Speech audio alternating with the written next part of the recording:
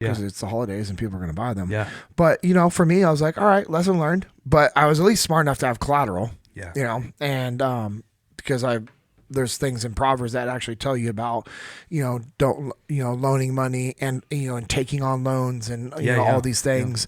And so I was like, no, I'm not going to just give money unless there's a legitimate collateral there, and which I did, and which I have. But yeah, I mean, this guy was not honest. Yeah. He wasn't honest. And he was, instead of him, what he could have done is he could have sold those jerseys, made the money, and boom. But instead, he wanted to leverage my money, and he did it through a common friend, and he just wasn't honest. So I think that, you know, what I got from it was like, hey, trustworthy person will get a rich reward. The Lord's going to honor you. He's going to bless you when you're trustworthy. When you're telling people the truth and you're being upfront and you're actually communicating like, hey, this is what's going on. Here's the good things. Here's the bad things. Like, trustworthy people,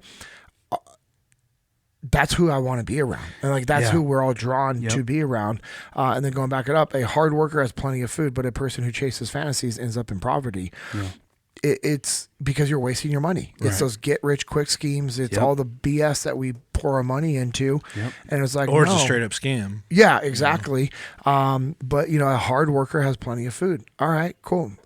That means, all right, sometimes you're going to have the second job. Sometimes you're going to have, it's like, well, I'm exchanging this time to just make this much money. Okay. Well, at the time, all right, if you're making minimum wage driving Uber, well, you're at least making minimum wage. And what does that minimum wage pay for? Correct. And so I know you drove Uber for a while, and you're like, hey, man, it helped you out. I didn't want to. I didn't want to drive 6 or 7 hours a night for 4 nights a week. No.